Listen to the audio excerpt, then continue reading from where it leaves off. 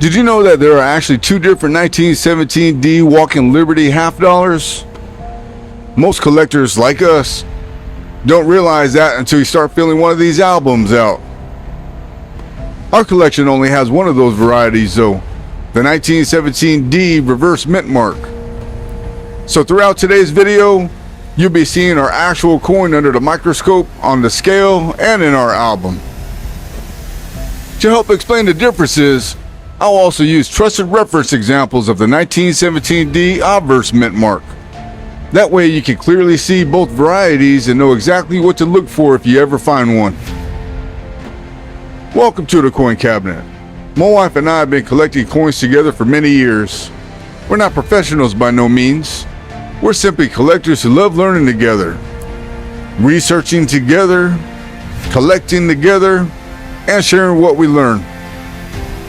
One of our favorite parts of this hobby is passing that knowledge on to our family and friends. You never know when one of our kids or even our grandkids might find one of these coins in a collection someday.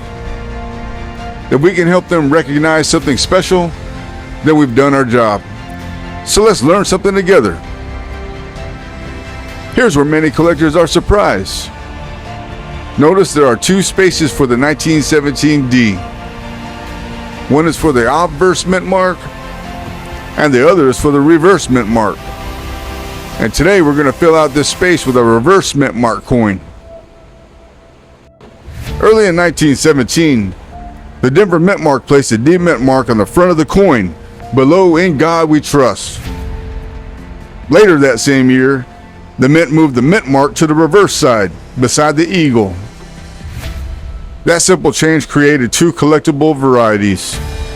Even though both were made in Denver during 1917, collectors considered them separate coins for album purposes. The original Mintmark blended into Liberty's gown and nearby design elements. Mint officials wanted it to be easier to identify though, so they moved it to the reverse side. Sometimes a tiny design change creates a big piece of collecting history. This is the 1917D reverse Mintmark from our collection. And this is how it compares. Look at the date. Let's see how the date looks. It looks pretty good, pretty clean. Now we're going to look at the Liberty, see what we could see. The sun rays as well. Yep. And the hand as well down by the gown too. Let's flip it over on the reverse side and check out the Mintmark first. Let's see how that looks. Yeah, it's going to move up toward the eagle. As we're moving up, let's look at the breast feathers. You don't really see any. You see a lot of wear on it. That's what we see on this coin here. The wing feathers and the rim also, there's a lot of wear on them. But that's to be expected. Let's go ahead and move on. A brand new Walking Liberty half dollar weighs 12.50 grams. Let's see what ours weighs. And it looks like ours weighs 12.1 grams on the dot. Yep. Now remember, after more than 100 years of circulation, it's perfectly normal for a circulated coin to weigh slightly less. The scale is just one more tool that helps collectors evaluate a coin. Now let's go and move on to the microscope. We're looking for the details that collectors use when grading. Let's look at Liberty's head.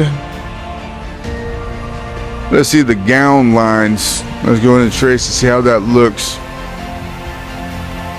Let's go ahead and move over to the hand. It looks okay, but you can tell that this is an old coin and been worn out. The sun rays, you can tell that as well from how, they look. All right, let's go and flip it over now. Let's look at the reverse side. Notice the eagle's breast feathers. Yeah, it's pretty worn. You can't really tell that they're there. The wing feathers look decent, but it's obvious that it's worn down pretty good. And of course our Denver Mintmark right here.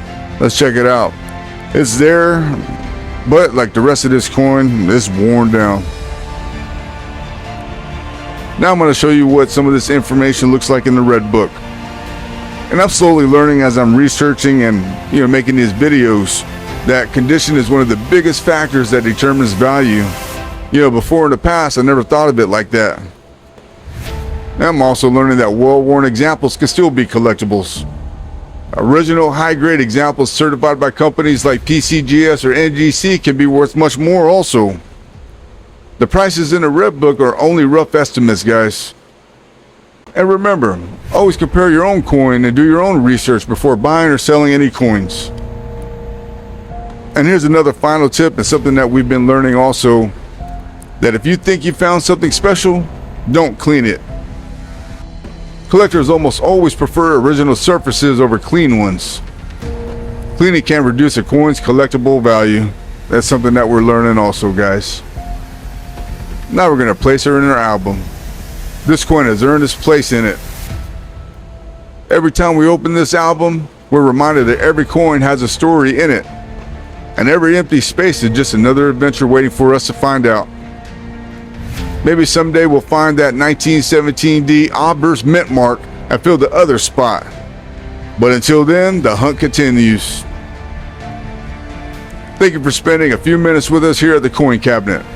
My wife and I truly enjoy learning together, collecting together, and sharing what we learn together. We hope today's video helps you recognize the difference between the two 1917D Walking Liberty half dollars if you ever come across one yourself. Thanks for watching, and we'll see you in the next video.